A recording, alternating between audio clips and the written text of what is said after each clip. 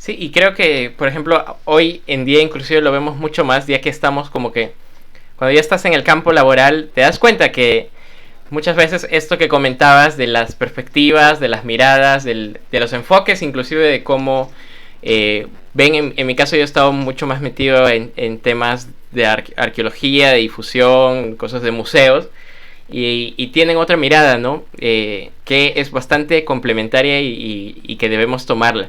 Ahora, ya yendo un poco más al tema de nosotros, de arqueología, algo que sí me llamaba la atención al inicio de la carrera fue si tenías la expectativa de que la carrera fuera mucho más práctica o teórica de lo que fue. ¿Cómo fue ese primer encuentro tuyo con la arqueología? ¿Era realmente lo que venías a buscar o te sorprendió? En mi caso, por ejemplo, algo que sí valoraba bastante de la carrera cuando nos empezaban a contar era de que era mucho más, ¿cómo decirte? Mucho más los procesos de las sociedades estaban mucho más involucrados que simplemente características de ellas mismas, como su tipo de cerámica o la forma de su arquitectura. No sé cómo lo ves tú desde tu punto de vista. ¿Te sorprendió los primeros años de arqueología? ¿Te decepcionó? No, los primeros años de la arqueología fueron lo máximo. Este, de hecho, hasta la actualidad, a mí me gusta mucho la arqueología. La arqueología es una carrera genial, ¿no? Más allá de los profesores que podamos haber tenido y que existan en la actualidad. La arqueología es una carrera muy chévere, es prácticamente la sumatoria de todas las ciencias sociales, ¿no? No puedes hablar de sociedades si no conoces de antropología, sociología, política, geografía. Entonces, o sea, tienes que estudiar tanto para entender y comprender, o por lo menos descifrar tan poquito, porque a veces es bastante limitante también por la cultura material, ¿no?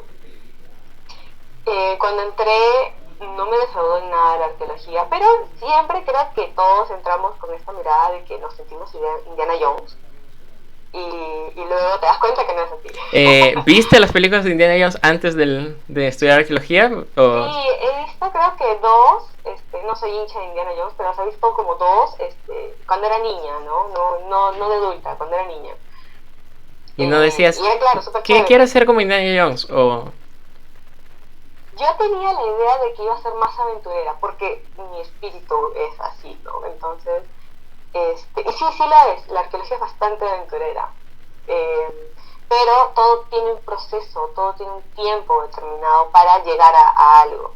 Entonces, yo no soy una persona tan paciente, entonces es como que quiero saltarme todos los pasos en una. Y la arqueología de cierta manera me enseñó a ser un poco más paciente, porque habían procesos que primero tenías que estudiar y comprender antes de lanzarte, pues, ¿no? A excavar siquiera. Pero sí me resultó bastante interesante y sumamente confortante cuando empecé ya a comprender cuál era la dinámica de la arqueología y las infinitas ramas que hay, ¿no? Para dedicarte a estudiarla, sobre todo en lo que te gusta. Entonces, yo desde el primer ciclo en realidad fui a hacer prácticas de excavación.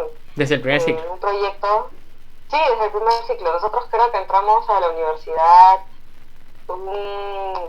no sé, 2, 3 de abril creo, no recuerdo, y yo creo que el 20 de abril ya estaba haciendo excavaciones.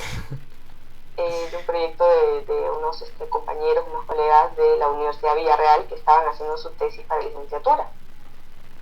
Y ellos me enseñaron a excavar con brocha y badilejo, ¿no? Y obviamente eso era mucho más interesante para mí, ¿no? O sea, las clases y todo era bacán, pero llevarlo a la práctica también era súper interesante. Creo que es algo que nos falta todavía complementar o quizás saberlo armar mejor.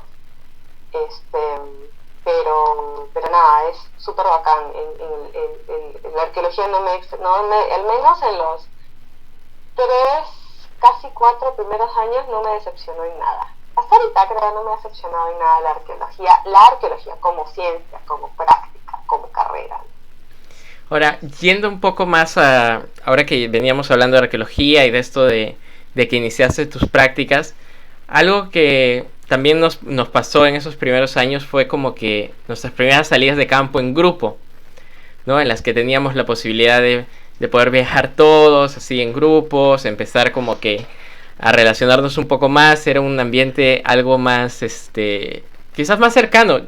No sé si notas que tal vez yo lo veo desde la perspectiva de lo que me pasó a mí, de que son estas interacciones en los viajes, quizás no tan, a ver, no tan serias muchas veces, porque vamos con una cierta, como tú dices, una cierta expectativa de la aventura y pues van inclusive compañeros ahí un poco locos, pero no sé si sientes que eso como que debería integrar o integrado más tus relaciones con otros colegas hoy en día. ¿Cómo ves? Sí, de todas maneras. Estos viajes, aparte del conocimiento, de la aventura, eran también de convivencia. Y eso te sirve para conocer mejor a la gente, ¿no? Yo, en lo particular, soy una persona bastante distraída, pero cuando tomo atención a las actitudes de una persona, soy bastante observadora.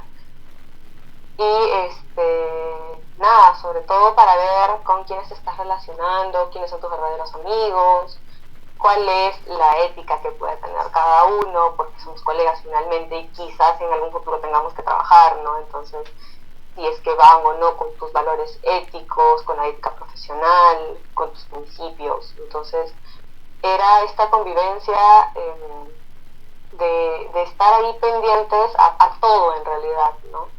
Porque finalmente tú no sabes con quién estás durmiendo al final.